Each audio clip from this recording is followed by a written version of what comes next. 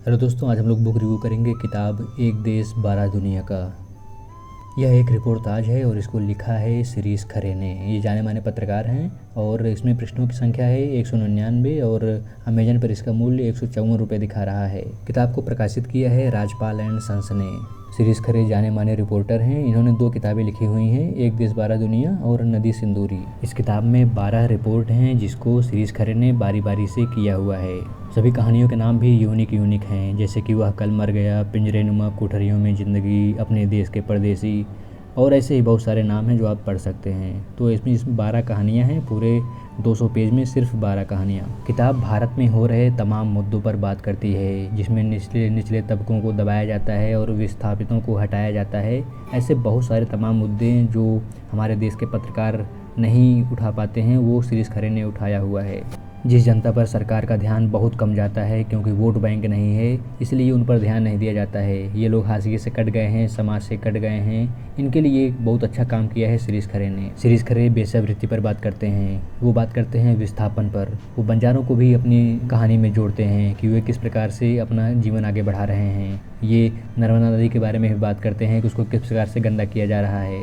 मुख्यधारा से वंचित सभी तबकों पर गंभीरता से बात किया है। ये वहाँ पर जाते थे, उनके सामने सारी बातें करते थे और उसी को रिपोर्टिंग में इन्होंने लिया हुआ है। देश के तमाम मुद्दों को इन्होंने उठाया हुआ है कि सरकार किस प्रकार से काम नहीं कर पा रही है या वहाँ के लोग ही काम नहीं करने दे रहे हैं। बहुत सारी समस्याएं समाज में हैं जिसको हम लोग छुपाते रहते हैं।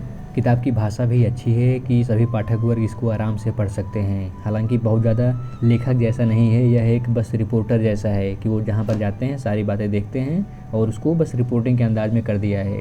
इससे आप अंदाज़ा लगा सकते हैं कि लगभग एक कहानी कोई कहानी 20-25 पेज में पूरी हो रही है। इस किताब को आपको कहानी के तौर पर नहीं पढ़ना पड़ेगा, इसको पढ़ना पड़ेगा रिपोर्टिंग के तौर पर, क्योंकि ऐसा ही लिखा गया है। कहानी के तौर पर देखने जाएंगे तो आपको निराशा ही होगी। लेखक ने कहानियों को लंबा करने से कोई परहेज नहीं किया हुआ है। जैसे वो कहानी कह रहे होते हैं तो ये भी बताते हैं कि उन्होंने क्या खाया, क्या पहना, कहाँ रुके, ये सारी चीज़ें भी बातें करते रहते हैं। और यही सब थोड़ा सा नेगेटिव पॉइंट भी लगता है कि कहानियाँ बहुत ज़्यादा लंबी हो जाती हैं और हम लोग मेन पॉइंट से थोड़ा सा हट जाते हैं। कोई नया पाठक अगर इस किताब से शुरू करना चाहता है तो मैं उसको कहूँगा कि अभी रुक जाए, इस किताब से तो ना शुरू करे।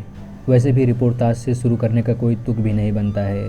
यह किताब सीरियस है, आपको कहीं भी हंसाएगी नहीं, आपको बस एक ऐसे समाज को दिखाएगी, एक ऐसे देश को दिखाएगी जिसमें हम लोग अपने आप को छिपाते रहते हैं। किताब पढ़नी चाहिए, सभी को पढ़नी चाहिए। जिस प्रकार से इन्होंने समाज को दिखाया है, आईना दिखाया है, वो आपको देखना चाहिए। ये एक आशा दिखाते हैं कि ऐसा समाज भी हो सकता है और आगे बढ़ने के लिए प्रेरित भी है। लेखक की मेहनत, लेखक के आंकड़े साफ साफ दिखते हैं, तो इसमें जो हल्की फुल्की कमियां हैं वो इसको दूर करती हैं। इसलिए किताब को पढ़ना बहुत ही ज़रूरी है और आप सभी को पढ़ना चाहिए। यह किताब आपको सबको समझना चाहिए कि हमारे देश में क्या क्या हो रहा है, कैसे कैसे लोग रहते हैं। मेरे लिए यह किताब उतनी ज़्यादा इंटरेस्टिंग नहीं लगी क्योंकि मुझे उतना ज़्यादा मज़ा नहीं आ रहा था, इसलिए मैंने इसको थोड़ा सा टाइम लिया पढ़ने में। आपको कैसी लगी यह किताब बताइएगा ज़रूर।